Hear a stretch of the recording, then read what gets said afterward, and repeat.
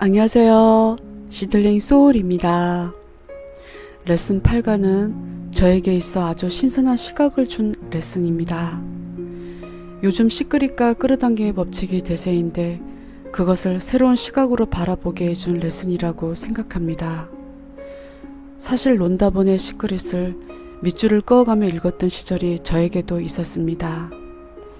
아무리 마음 공부를 한다고 하여도 저도 에고를 가진 인간인지라 원하고 소망하는 것이 없다고는 말할 수 없었습니다. 그러나 시크릿을 여러 번 읽어도 왜 연습이 안 되고 현실에 적용시키기 어려운지 저는 저의 인내심 부족이라고 생각했습니다. 그리고 아마도 그것이 맞을지도 모릅니다.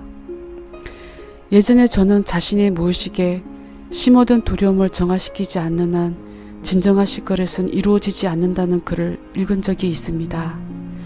그 당시 때 저는 그 말이 참 맞구나. 그래서 내가 소망을 이루기가 힘들구나 라고 생각했습니다. 레슨 8과에서 예수는 의식을 연못이라고 정하고 그 연못에 어떤 돌멩이를 던지는가에 따라 나의 삶의 경험이 달라진다고 말씀하셨습니다. 저는 의식을 연못이라고 말씀하신 표현이 상당히 재미있게 느껴졌습니다. 그리고 내가 현재 내 연못에 어떤 돌멩이를 던지는지 좀 더 관찰하려는 의지가 생겼습니다. 내가 그동안 어떠한 돌멩이를 가장 많이 던지고 있었는지도 알게 되었습니다. 예를 들어 난 주눅이 잘 들고 남의 눈치만 보는 게 나 자신이야. 난 노력해서 열심히 살아야 겨우 이 빚을 갚을 수 있을 거야. 풍요롭게 사는 인생은 나한테 해당이 안 돼.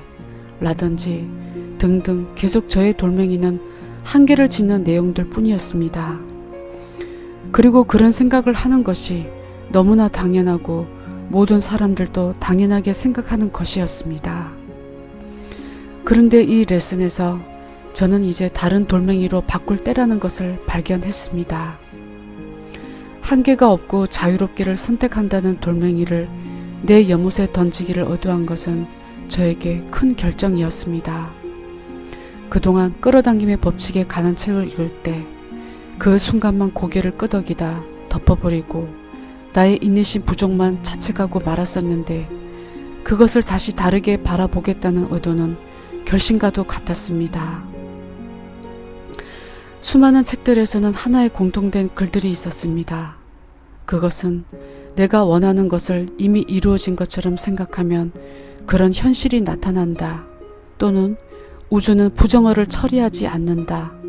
예를 들어 감기에 걸리지 않았으면 좋겠어 라고 생각한다면 우주는 감기뿐 아니라 다른 것도 걸리고 싶어로 듣고 처리한다는 것입니다. 저는 제 상식선에서 이 글들을 읽었을 때 우주가 머리가 나쁜 건가?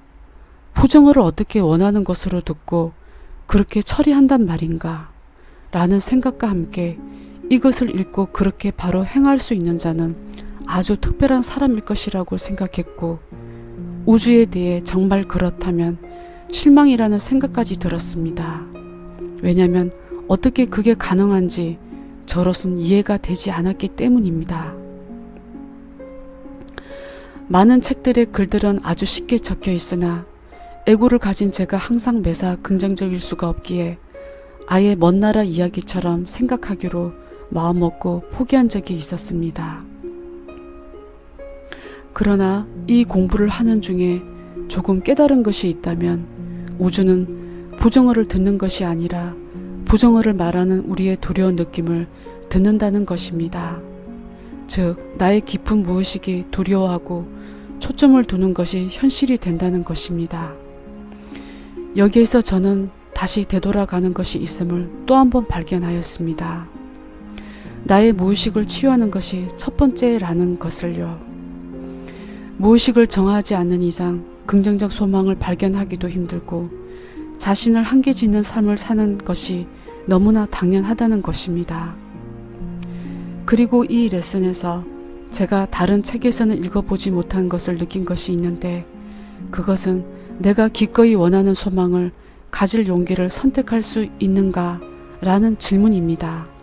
그 어떠한 책도 소망에 집중하여 그것이 이루어진 것처럼 상상하라고 적혀 있었지, 그 소망을 선택할 용기를 가질 수 있는가는 새로운 인식으로 제게 다가왔습니다.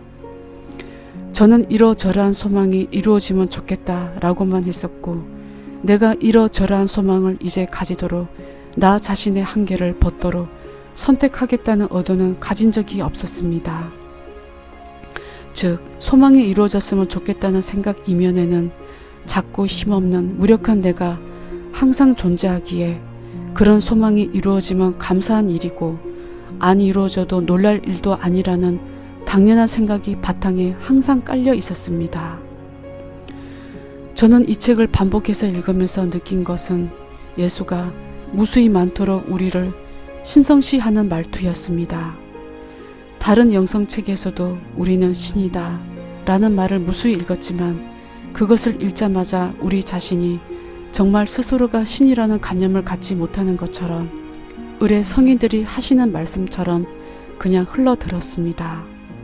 그러나 왜 우리가 신성한지와 에고에 대해 여러 비유를 들어 차근차근 설명하신 것을 읽었을 때 저는 의도와 선택의 필요성을 새삼스럽게 느꼈습니다. 즉, 저는 저의 한계가 당연한 것이고 그것을 무한교로 바꾼다는 것은 생각해 보지 못한 논리였습니다. 예전에 많이 사용했던 장난감을 계속 갖고 놀래? 아니면 이제 새로운 장난감을 가지고 놀래? 라고 질문하는 방식이 저에게는 너를 자꾸 힘없는 한계 덩어리의 인식에서 살래? 아니면 한계가 없고 자유로운 인식에서 살래?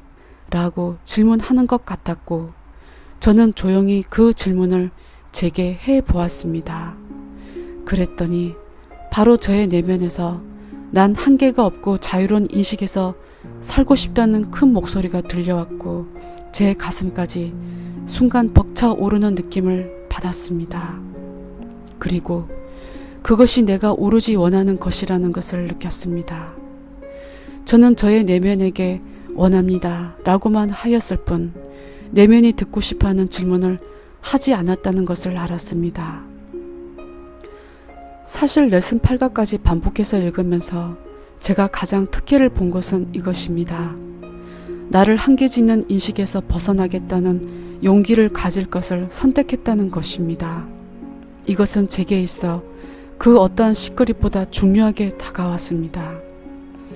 물론 아직까지 에고의 습성으로 인해 근본적인 인식의 전환이 이루어진 것은 아니지만 첫 발걸음이나마 새로운 인식을 가진 것에 저는 감사함을 느낍니다. 저 역시 많은 소망들이 존재하고 그 소망들이 현실로 나타나지 않았으나 결국은 저를 위한 가장 멋진 것들이 있을 것이라고 믿습니다.